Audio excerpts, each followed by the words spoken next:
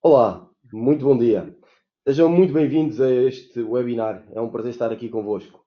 Hoje teremos a oportunidade de analisar uma oportunidade quase imediata, o aviso de Indústria 4.0, que vários de vocês conhecem. Tenho o prazer de ter comigo hoje a Rita, Business Developer da NOS. Olá, Rita. Olá, António, bom dia. E o Nuno Ferreira, responsável da unidade de novos negócios da Think Digital. Olá, Nuno. Bom dia, António, como estás?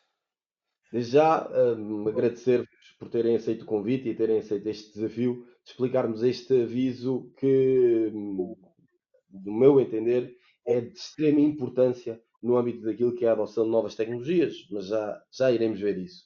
Antes de começar a explicar um pouco o aviso, gostaria de começar por explicar todo este contexto. Gostava de dar o contexto daquilo que foi o aviso anterior, porque entendo que é premente e é importante para quem nos está a ouvir perceber um pouco melhor a razão de estarmos aqui hoje a dar este webinar.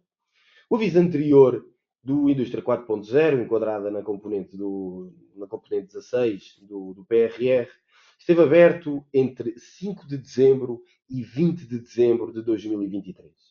Eu repito, de 5 de dezembro a 20 de dezembro de 2023, teve uma dotação de 60 milhões de euros e foram apresentadas cerca de 1.660 candidaturas. Destas 1.660 candidaturas, apenas 408 foram aprovadas. Existiram cerca de 1.200, umas não aprovadas e outras aprovadas sem dotação. Qual a razão? Qual a razão do mérito? A razão do mérito deve-se em dois temas. O primeiro, que quem já teve a oportunidade de falar comigo tem de certo ouvido, é a rapidez. A rapidez na elaboração da candidatura e na sua submissão. Este aviso foi perfeito naquilo que é o exemplo o mau exemplo, diria, que é deixar a submissão para os últimos dias do deadline da candidatura.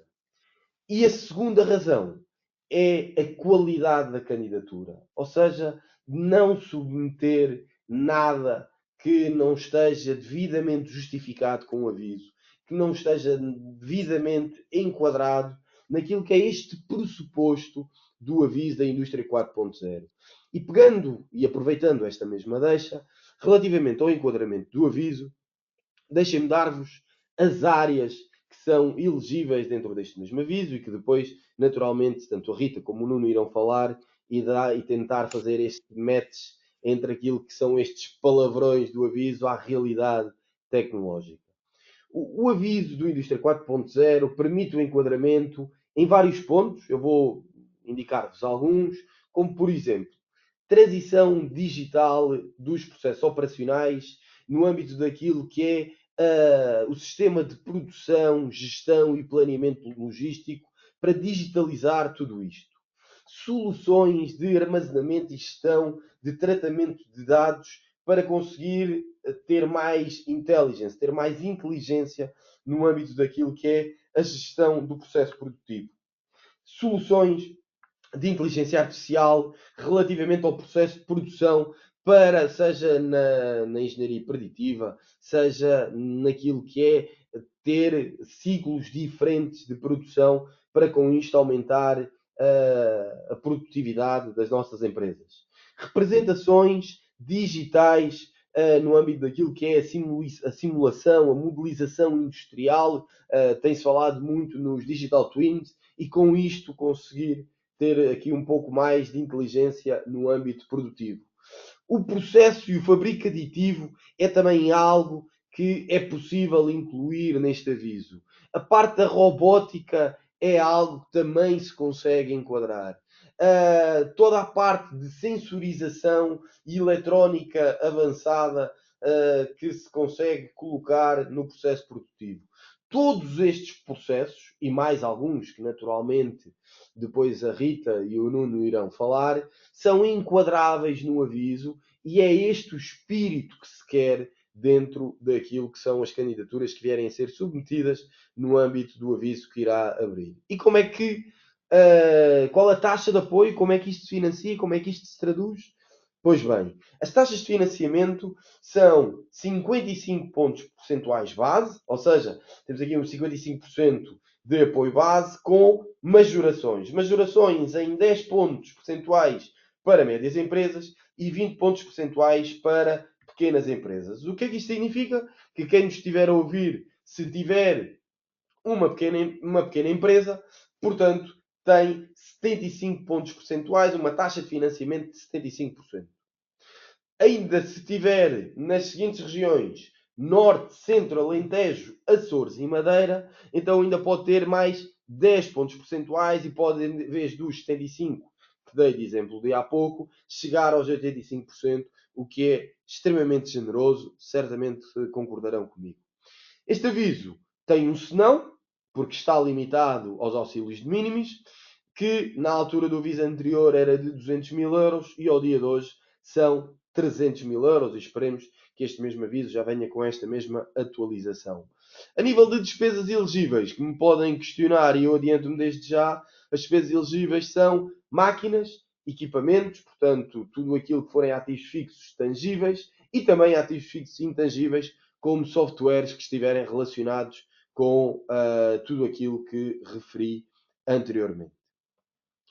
Pedir-vos ou incentivar-vos que ao longo desta sessão, sempre que tiverem alguma dúvida, por favor, estejam à vontade, coloquem as vossas dúvidas, coloquem as vossas questões na nossa plataforma, que tentaremos responder assertivamente às mesmas. E, sem mais demoras, Rita, a nós tem vindo a trabalhar com muitos clientes na digitalização, no chão de fábrica e não só. Pedia-te, por favor, que nos desse um pouco mais de informações relativamente a este tipo de soluções e como é que implementam e qual é que é o processo de instalação, como é que as empresas podem naturalmente auxiliar e usufruir das vossas tecnologias. Sim, António, obrigada. Começo, se calhar, por dar aqui um pequeno enquadramento, antes de falarmos do que é que nós implementamos ao certo, explicar um bocadinho porque é que o fazemos, não é? A nós é líder a nível de inovação e de R&D em Portugal há anos consecutivos. Portanto, temos em nós um ADN muito inovador, temos a criação, isto inicia com a criação de um centro para a transformação das empresas já há uns belos anos, onde no fundo queremos e promovemos a transformação digital do sítio empresarial e fazemos-lo numa série de setores, com uma série de soluções diferentes. Quando falamos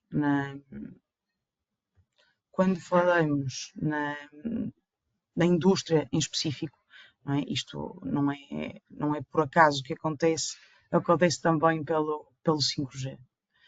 Peço só que me indiquem se já estiverem a ver. Estamos a ver, mas ainda não o documento. Ainda não o documento. Então vamos tentar aqui de outra forma.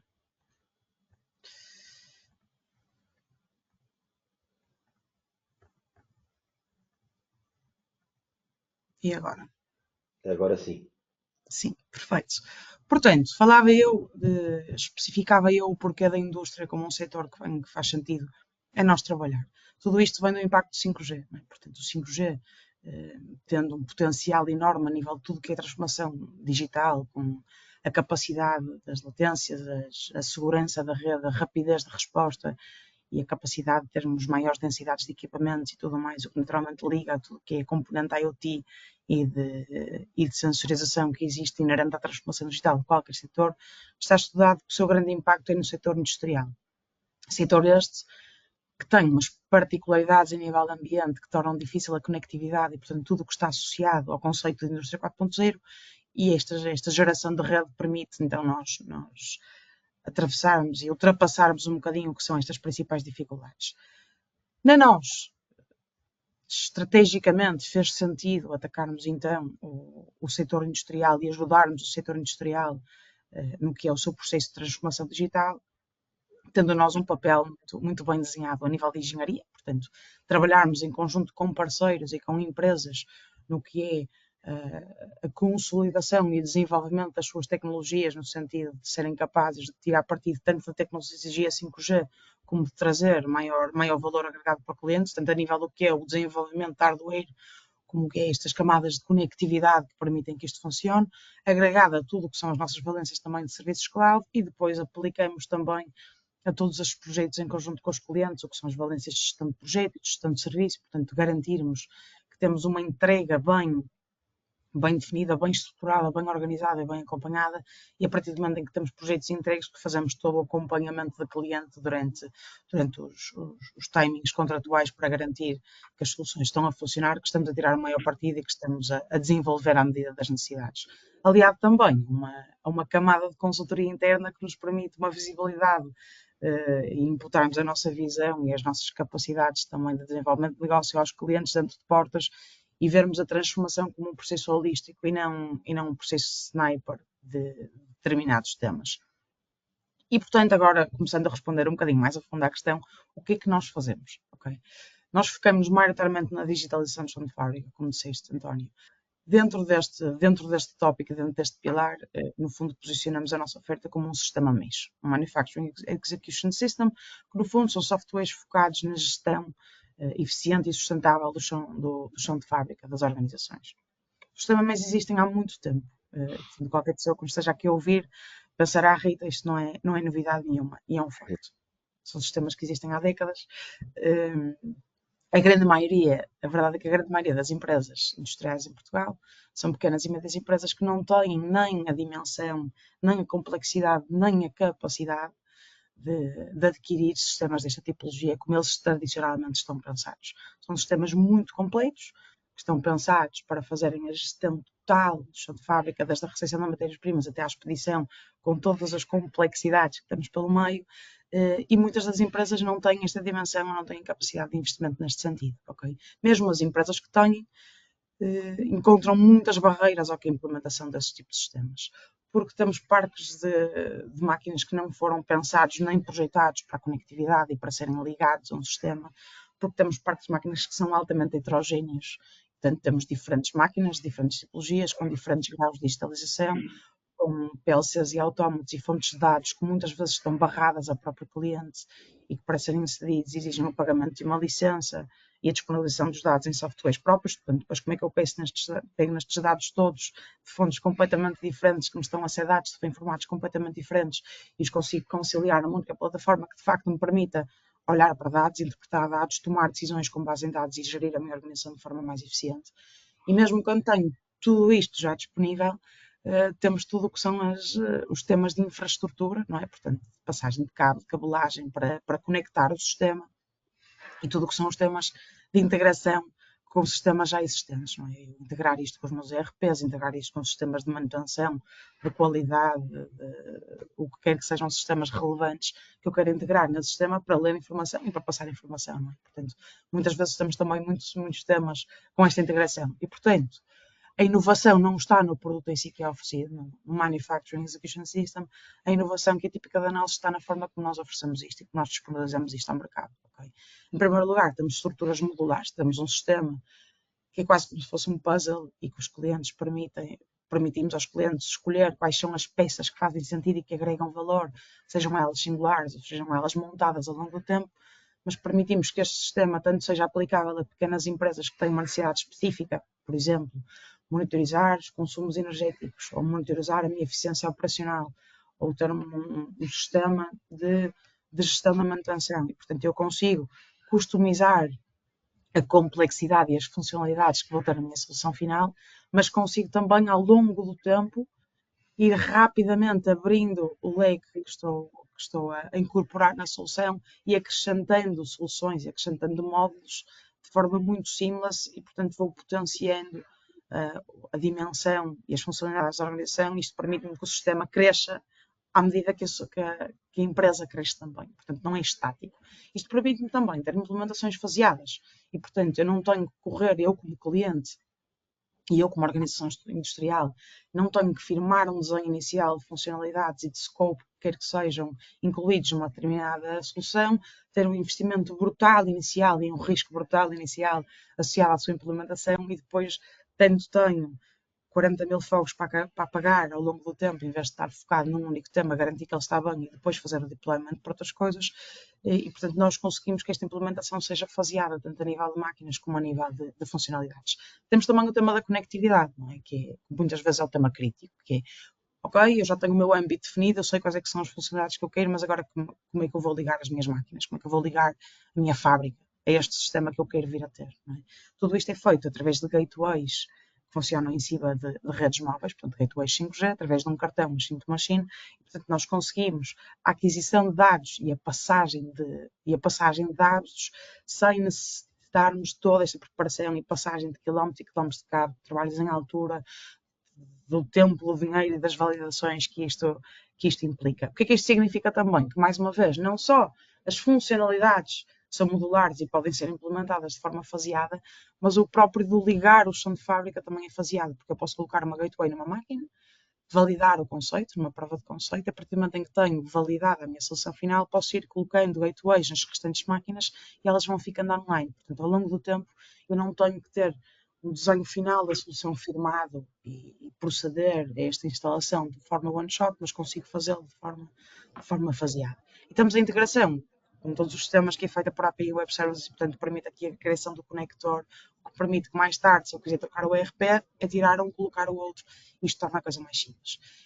E agora, explicando um bocadinho melhor e ir um bocadinho mais a fundo no que é que nós fazemos ao certo. Okay? Portanto, temos uma série de módulos diferentes, desenhados todos eles para responder a necessidades específicas de organizações. Portanto, e fazendo aqui um bocadinho a ponto com o que é o aviso que temos em mãos e aqui o motivo pelo qual estamos a falar e pelo qual acreditamos que esta parceria 3 faz sentido e agrega valor para os clientes. Temos soluções de digitalização de fluxos de informação, quando falamos, por exemplo, em soluções de gestão da produção, que no fundo o que faz é integrar com o ERP e passar esta informação de forma digital e recolher a informação de forma digital do chão de fábrica. Começamos a incorporar sensores e temos soluções de monitorização em tempo real de indicadores OEs, temos monitorização em tempo real de consumos, sejam eles de energia, de ar comprimido, de entalpia, de água, de gás. Temos soluções de secada, em que fazemos aqui o controle total e remoto do que é o chão de fábrica. Temos a possibilidade de ligação com máquinas para envios de receitas e set points para a fábrica, portanto, programar dinamicamente PLCs e máquinas e receitas de forma automática para conseguirmos garantir a qualidade. Temos simuladores de planeamento de produção que têm em conta as necessidades, as existências e a capacidade e que me conseguem simular até 6 meses a produção. E fazemos tudo isto, António, como dizia, e temos um caminho já há alguns anos nesta jornada engraçada e fazemos-lo com o princípio de simplificar as implementações para os clientes e de reduzir ao máximo o risco para os clientes, ok? E, portanto, no fundo, fazemos de forma faseada, fazemos-lo garantindo que existe um plano e um roadmap de transformação junto do cliente, fazendo-lo com menor risco e fazendo-lo de forma mais simples que o resto das pessoas o têm feito. Pelo que percebi, Rita, devido a essa especificidade de não terem a necessidade de andar a passar quilómetros de cabo, é um processo bastante rápido. É um processo bastante rápido. Dando-te um exemplo, a nível de monitorização de indicadores OE, que no fundo é a sensorização das linhas para recolha em tempo real de indicadores de disponibilidade, de qualidade e de performance das máquinas, tipicamente um projeto destes, desde o kick-off até à entrega da solução ao cliente, estamos a falar de 3 meses. Sendo que temos aqui um timing que é muito influenciado pelos tempos de integração com ERPs, que naturalmente não serão equipas externas em organização alguma a mexer e a alterar os sistemas tão importantes para as organizações, e portanto é dado apoio consultivo e é dado apoio e instruções durante todo o tema, mas temos sempre estas tarefas que estão mais do lado do cliente e que são responsabilidade do cliente e que poderão influenciar os tempos e os cronogramas de entrega.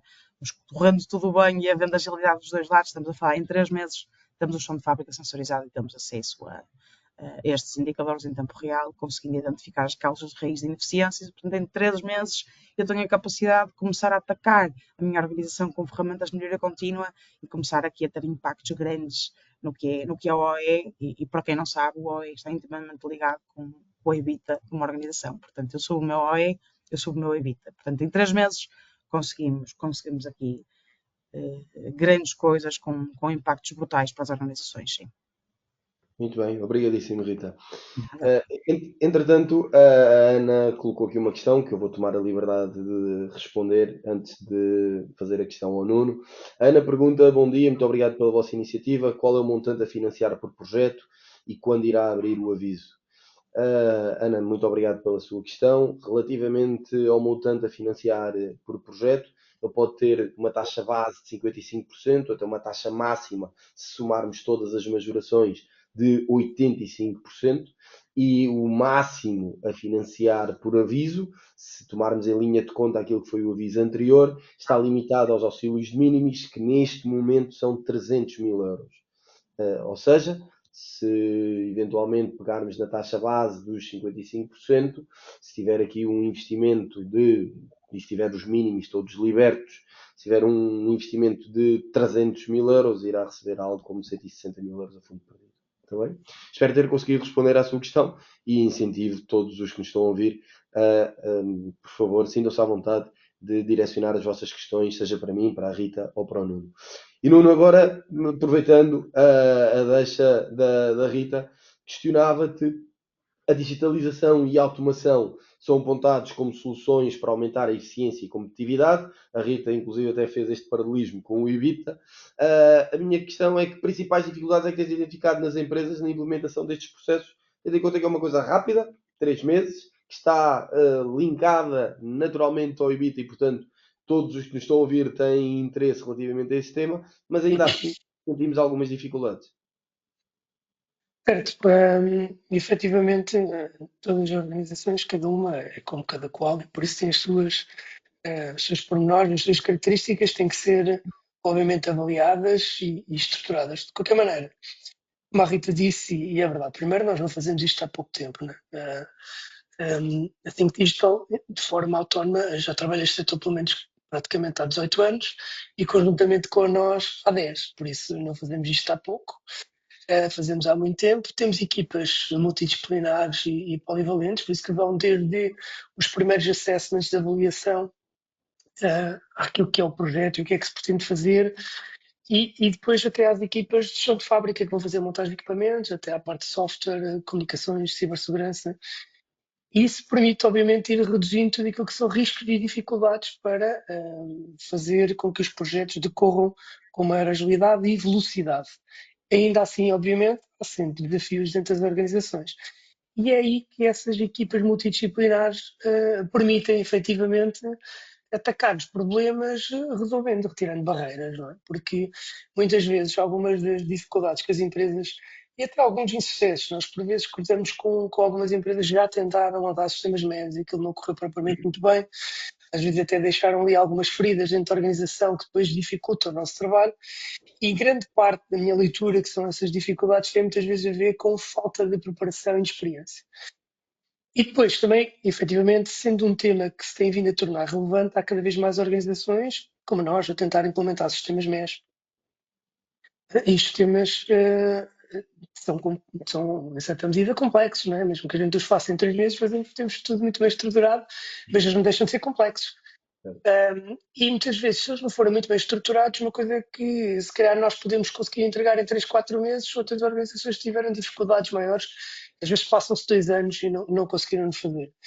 E esses desafios têm tudo a ver com a preparação e a experiência. Pronto. E aí toca precisamente em vários daqueles pontos que a Rita falou. Não precisa dizer, toda a componente de preparação de projeto e estruturação é realmente muitíssimo importante para que nós consigamos fazer uma conversão rápida, desde o momento de um kick-off até termos indicadores.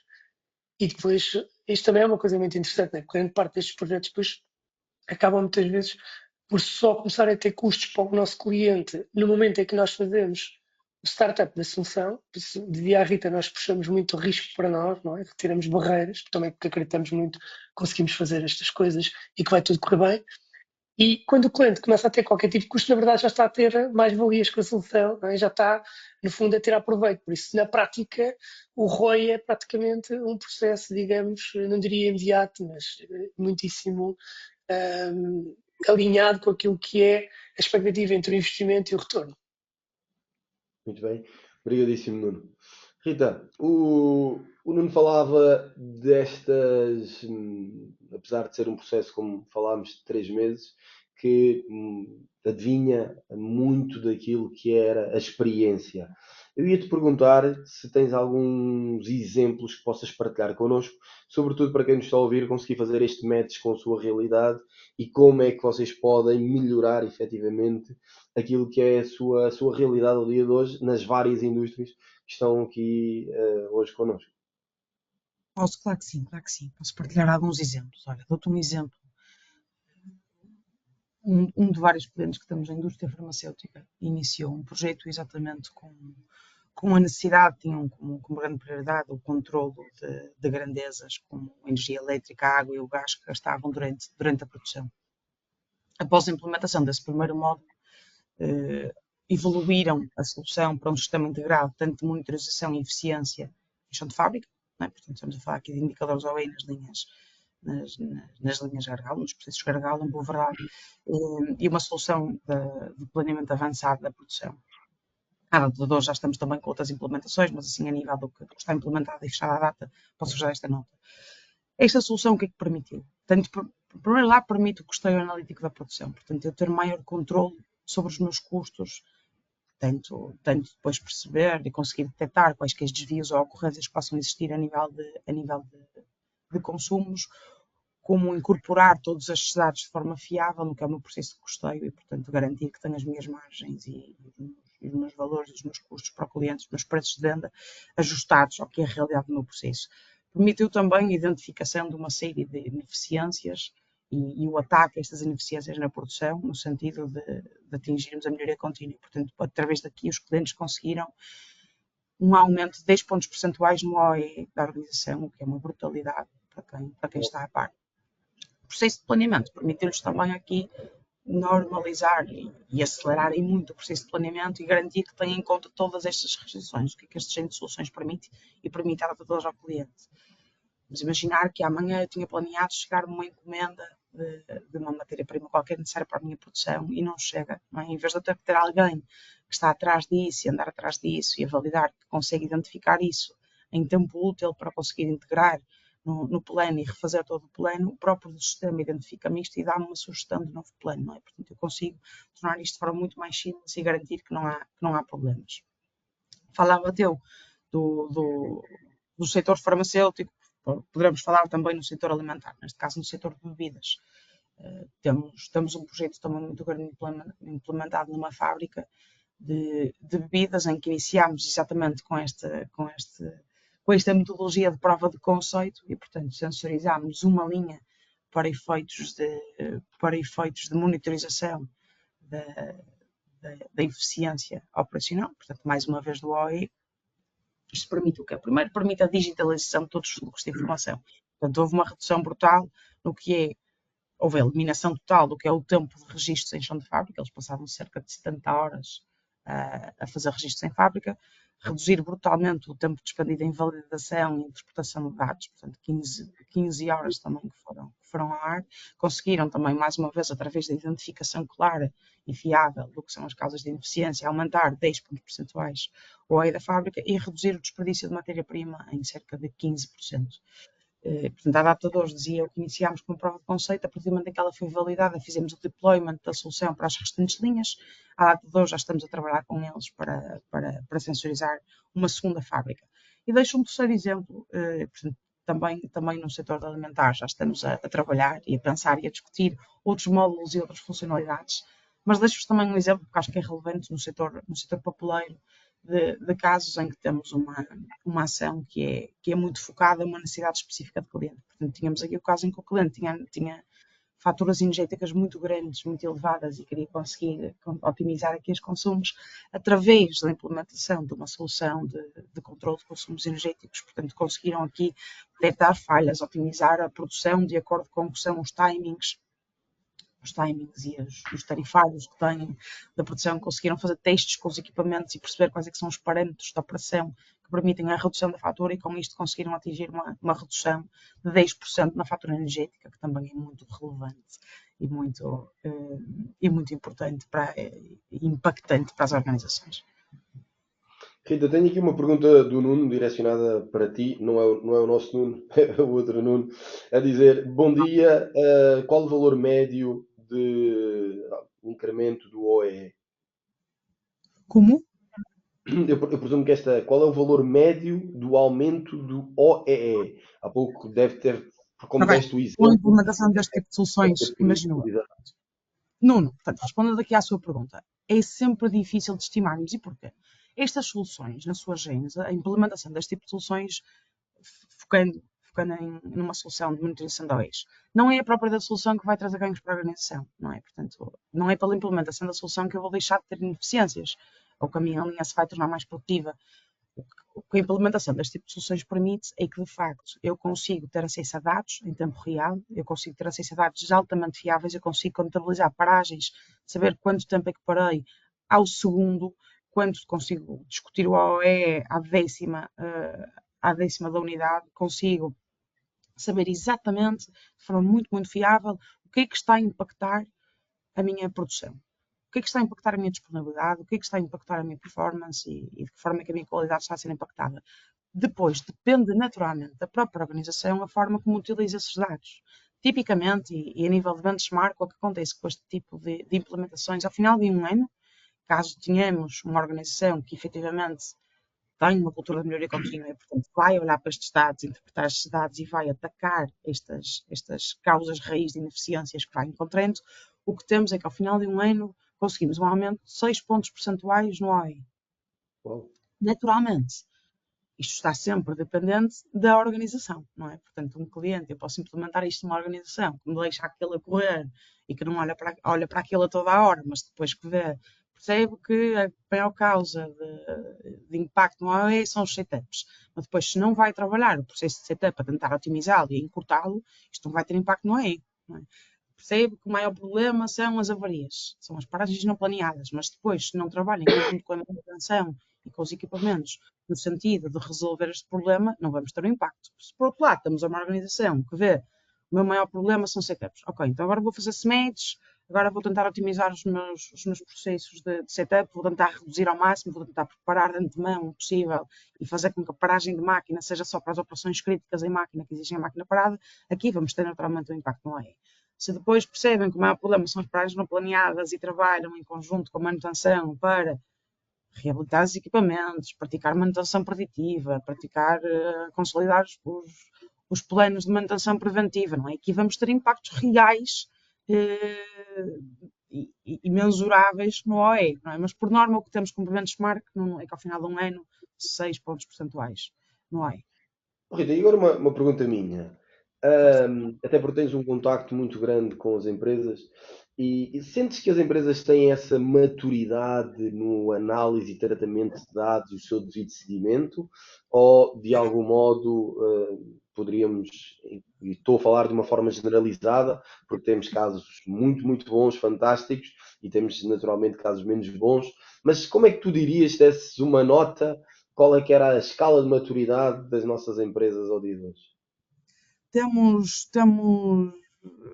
realidades e polos muito opostos, António. Parece-me a mim que a grande dificuldade, acho que há um tema, e existe um tema ainda em muitas organizações, de perceberem a relevância disto. Não é? Há muitas organizações que não percebem o impacto que isto tem nos resultados financeiros e na saúde financeira de uma organização, e portanto aqui nós temos empresas muito grandes em Portugal, mas eu, como dizia, é um setor que é composto maioritariamente por pequenas e médias empresas, não é? E, portanto, aqui diria que estamos ainda num valor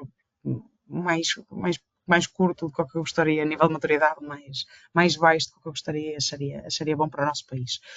Mas existem muitas capacidades a nível de trabalho de dados. Parece-me que a maior dificuldade, acima de tudo, e que muitas organizações não permitem que isto aconteça, é o ter acesso a dados que são fiáveis. Não é? O que acontece na grande maioria das organizações com este tipo de implementações é, quando não há este tipo de implementações, é que eu tenho um supervisor de produção que no início do dia distribui as ordens de produção para cada um dos colaboradores, centros de trabalho, linhas de trabalho, que é que estamos a falar.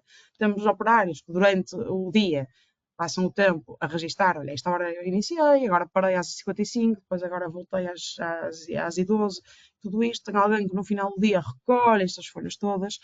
No dia seguinte, o dia já acabou, vai olhar para as folhas, percebe que há ali um erro, anda atrás do senhor Francisco a tentar perceber se aquilo é um 2 ou é um 8, que não consegue perceber. Quando tem isto tudo validado, passa isto a alguém que vai colocar isto num Excel, que vai passar isto a alguém que vai colocar isto num ERP, e eu só vou olhar para estes dados 3 dias depois eu estou preocupado com o dia de hoje, não estou preocupado com o que aconteceu há 3 dias. Não é? Já Portanto, passou, não é um tema de agilidade e é um tema, há muito uma mentalidade de sermos reativos em vez de sermos proativos. E aqui pecamos como indústria. Mas acredito que temos muito caminho para fazer e necessidade não falta, e interesse não falta.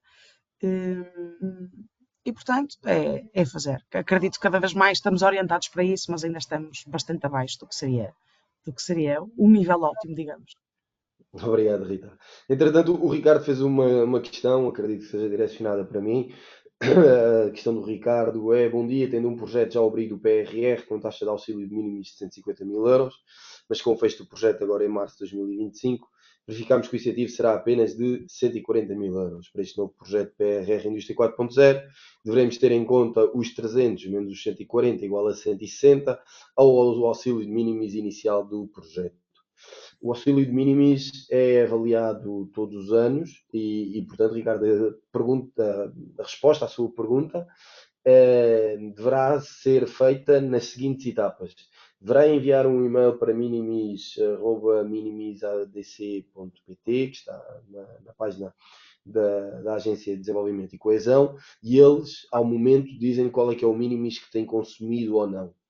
Esse minimis não consumido é a dotação que tem para o aviso. Portanto, eu, se estiver a entender bem os seus cálculos e o seu raciocínio, parece-me bem. Portanto, ou seja, como só consumiu 140 mil euros, o seu valor de dotação será de 160 mil, que é o resultante de 300 menos 140. Espero ter conseguido responder à questão. Nuno, eu gostaria de voltar a ti e aproveitar esta deixa, que há pouco estava a falar com a Rita relativamente às dificuldades, e perguntar-lhe quais é que são as principais tendências tecnológicas que antevês no momento que todos os dias temos novas tecnologias, maturidades tecnológicas a surgir, seja na parte tecnológica com a muito chamada tecnologia no âmbito daquilo que é a inteligência artificial, mas não só, até coisas como, por exemplo, na área energética, com a questão do hidrogênio. Portanto, existem aqui várias tecnologias, umas mais díspares, umas mais disruptivas que outras. Como é que tu vês a tendência tecnológica e se vês efetivamente se as nossas empresas estão a utilizar esses mesmos novas oportunidades tecnológicas para aumentar a sua competitividade? É uma boa questão, se calhar se me permitir, até vou parti-la em dois momentos. Um primeiro momento, dizer-te que, alinhadíssimo com o que a Rita estava a dizer, eu acho que a generalidade das organizações, e às vezes até mesmo as muito grandes, porque a verdade é que nós trabalhamos estes setores todos, as muito grandes, até as pequenas e médias empresas, ainda muitas delas ainda estão no lápis e no papel em muita coisa, por isso faz-me relativamente pouco sentido falarmos às vezes em tecnologias altamente emergentes quando ainda temos muita coisa em lápis e papel e ainda vivemos muito aquilo que é o processo de decisão em contexto industrial com o achismo. Eu acho que o problema é que o não sei quem disse-me que à partida deve ser aquilo. E por isso, quando trabalhamos ainda nestes moldes, eu diria que primeiro devemos resolver as bases e depois devemos pensar no tipo de tecnologias. Isto é a primeira parte à resposta, ok? De forma efetiva àquilo que é o contexto de tecido industrial. Depois, em termos, se calhar, para empresas que já estão um pouco mais evoluídas e que estão preparadas, eu posso dizer-te o que é que nós entendemos conjuntamente como algumas das tendências. Como há pouco a Rita estava a dizer, daquilo que é a nossa equipa conjunta, nós fazemos investimentos muitíssimos grandes naquilo que é investigação e desenvolvimento. Na verdade, inclusive, temos um laboratório de investigação fundamental onde nós trabalhamos tecnologias. Umas delas, dando-te exemplo, hoje o 5G é uma coisa que todos nós conhecemos, mas aquilo que muita gente não sabe é que há praticamente 6 anos atrás esta equipa conjunta da Científicos Solar desenvolveu a primeira solução 5G em Portugal. Não havia sequer rede 5G e tinha que ser testada aqui em laboratório, e o segundo laboratório que existia era em Düsseldorf. Mas vocês também terem uma noção, muitas vezes não há esta ideia, pensamos muito nos operadores, nomeadamente a nós, como aquele operador da commodity, né, que a gente vê na televisão, mas não tem ideia daquilo que é a investigação e desenvolvimento que é aportada por trás. Por isso, dizer-te que neste momento, inclusive, estamos a testar soluções ainda mais avançadas, e entre outras, a aplicação delas depois no setor da indústria. E eu diria que aí, na minha opinião e daquilo que a gente tem vindo a trabalhar, obviamente que a aplicação da inteligência artificial é relevante, mas não tanto se calhar naquilo que é o chat GPT, como é óbvio, não é? Mas na análise e apoio aos dados industriais. Para, imagina, hoje em dia tu estás numa sessão onde muitas vezes o próprio facto de nós estarmos a interpretar os dados, e já hoje o sistema médico utiliza por trás vários mecanismos de inteligência artificial e progressão de dados para fazer um conjunto de avaliações altamente sofisticados, mas ainda assim, quando tu tens alguém especializado na área da melhoria contínua, olhar para os dados, consegue ter uma interpretação, não é? Pronto. Uma das coisas que nós temos vindo a trabalhar precisamente é no apoio a essa interpretação, não é? Porque nós não podemos ter, nem sempre as organizações têm uma pessoa realmente formada na melhoria contínua que está a interpretar dados. E conforme a Rita dizia, a tecnologia faz muita coisa, mas sozinha não faz tudo, não é? Nós não podemos dar um choque no operador de chão de fábrica para ele fazer qualquer coisa. O que nós podemos ir fazermos, e aí tem a ver com o processo, que é estar muitíssimo próximo daquilo que são as organizações e catapultar aquilo que são os aumentos da rentabilidade da organização, face não só à tecnologia, ferramentas de apoio, nomeadamente com suporte, análise de dados e tomada da decisão, que isto é um ponto muito importante, mas também não esquecendo as pessoas, porque também nós temos equipas que estão lá e acompanham. E eu acho que é este o mix que nos faz a coisa acontecer. Eu não vejo isto de forma isolada, eu vejo isto de uma forma holística, ou seja, nós temos que pensar que é a tecnologia em conjunto com as pessoas e com os processos. Pensar que é só a tecnologia não vai resolver. Pensar que é só as pessoas sozinhas não vai resolver. Só o processo, se não tiveres também pessoas, não resolve. Tu tens que ter este mix e ele tem que estar muitíssimo bem trabalhado. Muito bem, obrigadíssimo, Nuno. Entretanto, o Luís pergunta-nos onde encontrar informações sobre este aviso e qual o organismo que efetuará a sua gestão. Eu tomarei a liberdade de responder. Luís, este aviso poderá encontrá-lo na página do PRR ou do Compete quando abrir.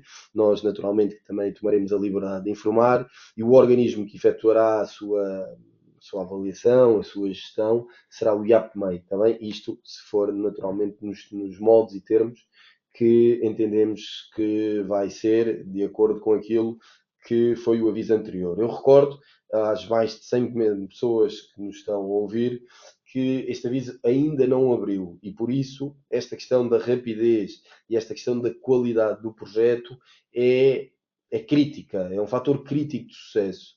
É importantíssimo fazer este screening daquilo que são as várias oportunidades que tanto o Nuno como a Rita teve a oportunidade de falarem aqui, constituirmos essa mesma candidatura e submetermos, eu diria, nos primeiros 3, 4 dias após a sua abertura, porque efetivamente aquilo que vai fazer a diferença, além da qualidade, naturalmente, será a rapidez com que se submete este mesmo projeto. E Rita, relativamente à rapidez, eu gostaria que, de uma forma muito simples, tentasses definir aquilo que são os próximos passos relativamente a este processo entre Aiming, nós e Sync Digital. Sim. Portanto, para qualquer pessoa que nos esteja a ver, que tenha interesse nas soluções e que queira ao apoio, temos uma primeira fase de avaliação de âmbito e de análise de viabilidade, não é? Portanto, em que temos em primeiro lugar, validação dos mínimos disponíveis, validação do valor fundo perdido, e termos aqui o enquadramento com as equipas para a avaliação do âmbito.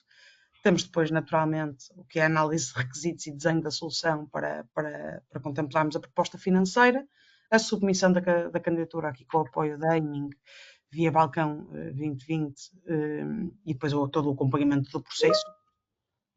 A aprovação das candidaturas, como o António dizia bem, é aqui da responsabilidade e da ownership do IAPMEI, perspectivam-se 12 a 16 semanas para o efeito, e depois, tendo acesso ao apoio e tendo aqui o desenho bem feito, temos então a implementação destes projetos, com o fecho das propostas comerciais. Obrigadíssimo. Entretanto, a Paula fez-nos aqui uma última questão. Paula, a Paula pergunta se o aviso será só para PMEs. Não. O aviso é para PMEs, grandes empresas, small mid caps, toda a grandeza de empresas. A única coisa que limita é efetivamente cais de indústria. Está bem? Portanto, a empresa tem de ser, se for de acordo com aquilo que foi o aviso anterior, mais uma vez faço este parênteses que é muito importante, é apenas e só para a indústria. Nuno, não sei se queres deixar uma mensagem final antes de terminarmos este webinar. Sim, vou-te deixar até também um desafio, se calhar, para abordares um tema que eu tenho em várias reuniões que vou tendo com clientes, naquelas que consigo ir, lançam muitas vezes. Portanto, acho que, na generalidade, as empresas do setor industrial já todas começam a estar um bocadinho atentas para isto, mas mais que outras. E algumas, muitas vezes, inclusive, já têm alguns tipos de pensamentos mais estruturados. E aqui vou-te desafiar a ti para estenderes aqui estes dois temas que eu acho que são relevantes, clarificar, porque ninguém questionou desta vez, que é, a importância de construir uma boa candidatura, que não toque apenas de forma desgovernada só um sistema MES, ou eu preciso agora de um robô aqui para a minha fábrica, deixa lá ver se consigo fazer uma candidatura para me pagar o robô. Explicar que cada vez mais é importante termos, no fundo, aquilo que é uma candidatura bem montada, bem estruturada, com empresas depois credíveis, depois são avaliadas naquilo que é a implementação do projeto. E a segunda parte da pergunta desafiava, clarificaste, tinha a ver também com um ponto que é algumas empresas às vezes já estão no processo em que querem muito arrancar já com o sistema MES, por exemplo, já algumas inclusivas nisto, e levanta sempre aquela dúvida de que eu não posso arrancar já, tenho que esperar que o aviso se inicie ou tenho que esperar que venha a resposta final do aviso. Isto, naturalmente, não é um processo tão preto e branco, não é? E carece de uma, diria, de uma clarificação da tua parte. E nota final da minha parte, por um lado agradecer, reforçar, obviamente, que eu acho que, conforme a Rita também dizia, nós como setor industrial temos muito a evoluir. As empresas podem realmente aumentar a rentabilidade brutalmente com estas tecnologias. Acho que, efetivamente, estamos cá por causa disso também, nós temos aqui uma equipa absolutamente excepcional, não é? Não, por acaso há pouco a Rita não falou nisso. Nós, inclusive, montámos uma equipa conjunta, não é? Que é detida conjuntamente pela 5 pela nós, só para abordar esta temática, por isso, e que agora com esta parceria também com a Aiming permite que possamos abordar de maneira mais estruturada também esta componente dos projetos financiados. Eu acho que para uma empresa poder estar completamente salvaguardada e tranquila, poder saber que tem uma equipa multidisciplinar que consegue entregar isto totalmente, né? Porque a pior coisa que pode acontecer é ficar no meio da encruzilhada, né? Depois quem é da parte da componente do financeiro vai colocar questões e problemáticas que não resolve. Depois a equipa de implementação mais tecnológica diz, isto não é connosco, tem que ir falar com não sei quem. A equipa que faz a implementação de processo e assessment diz, isto não é comigo, porque eu só fiz o assessment, quem tem que resolver isso é o outro. E o facto de ter aqui uma equipa multidisciplinar que entrega de ponta a pavio tudo, acho que traz uma paz de espírito grande e, acima de tudo, é o que permite fazer estas entregas super rápidas, conforme a Rita um bocadinho colocava. António, deixo-te as duas questões para tu clarificar, já estão super pertinentes e que tenho a certeza de haver várias pessoas que têm essa temática em mãos. Ok, obrigadíssimo, Nuno, aceito o desafio. Então vamos lá. Efetivamente, eu acho que o ponto mais importante é a primeira questão, ou seja, pensar numa candidatura como, passa a expressão, está bem, por favor, ninguém se sinta ofendido, por me dizer assim, diz-me lá onde é que está o dinheiro, que é para eu fazer aqui alguma coisa para depois submeter uma candidatura, isto é completamente errado, está bem? Aquilo que a empresa tem de pensar é qual é que é a minha estratégia, qual é que é o meu objetivo operacional, o que é que eu tenho de fazer, o que é que me faz falta. E depois, com base nisso, efetivamente, encontrar a melhor estratégia de funding nas mais variadas oportunidades.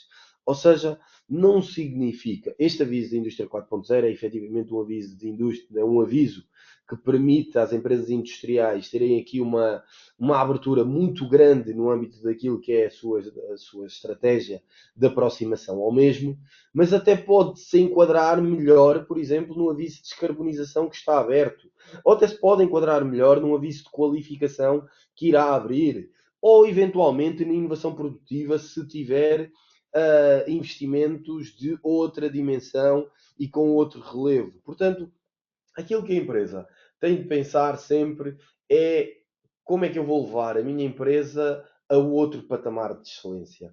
E depois, com base nisso, encontrar as melhores linhas que podem financiar.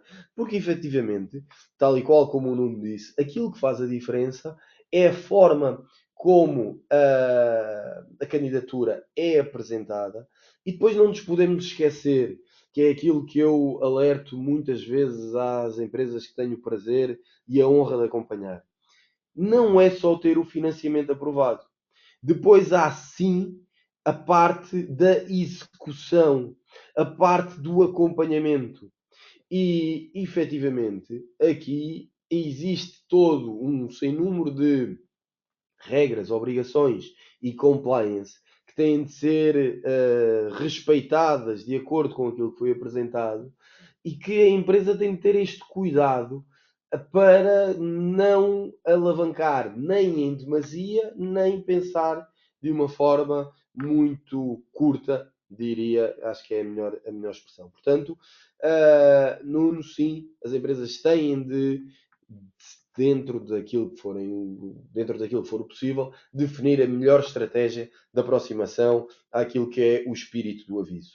Relativamente à tua segunda questão, é uma questão que muitas vezes nos aparece. Isto tem a ver com o efeito incentivador que tem de estar presente nos avisos. Ou seja, as empresas de facto não podem ter nenhuma fatura antes da data de submissão do aviso. O que é que eu quero com isto dizer? Quero com isto dizer que se o aviso abrir amanhã, eu não posso colocar nenhumas faturas que tenham uma data anterior ao dia da amanhã. Contudo, não há nada, e aliás até vos incentivo, que proíba que exista este contacto com os vários fornecedores, a levantar as necessidades, a levantar aquilo que são os requisitos da proposta, o que é melhor e o que é que não faz sentido, tendo em conta a realidade da empresa e tendo em conta a maturidade, seja dos dados e tecnológicos que cada empresa tem, como o Nuno disse, cada empresa é uma realidade completamente diferente. E, portanto, as empresas, sim, devem fazer este levantamento e esta aproximação com, naturalmente, os vários fornecedores e depois, assim que for submetida a candidatura, então estão elegíveis para submeter ou para terem elegibilidade nas faturas. Contudo, eu gostava de vos dizer também a quem nos está a ouvir que existe um mecanismo que é o pedido de auxílio. O pedido de auxílio neste momento está aberto para o aviso à descarbonização das empresas, que permite o quê? As empresas que não tenham este luxo de esperar até à abertura do aviso, podem fazer um memorando, digamos assim, uma intenção da submissão desta mesma candidatura e todas as despesas até à submissão da candidatura são elegíveis. Portanto, eu, se quiser adjudicar, desde que tenha enquadramento, uma ação, uma despesa, seja a nós ou a Think Digital, eu posso fazê-lo desde já, desde que tenha enquadramento, lá está, no aviso da descarbonização. E como a Rita teve a oportunidade de nos dizer, também esta tecnologia permite aqui um aumento da redução do consumo de energia nas mais variadas áreas e que deixe depois quem tiver maior interesse para contactar diretamente o Nuno ou a Rita, que ela terá de certeza, ela e ele terão de certeza todo o prazer em justificar ou enquadrar esta tecnologia neste mesmo aviso. Portanto, eu espero ter conseguido ir de encontro àquilo que foi o teu repto, Nuno. Agradecer a todas as mais de 100 pessoas que estiveram aqui connosco. Lamento não conseguir responder a todas as questões.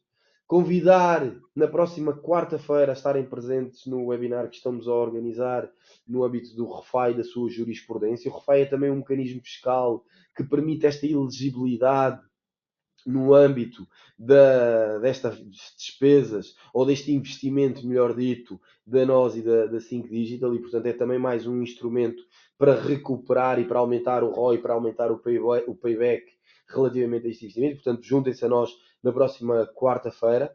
Agradecer a todos vocês, em especial no Unirita, por terem estado aqui e desejar-vos uma excelente semana. Muito obrigado.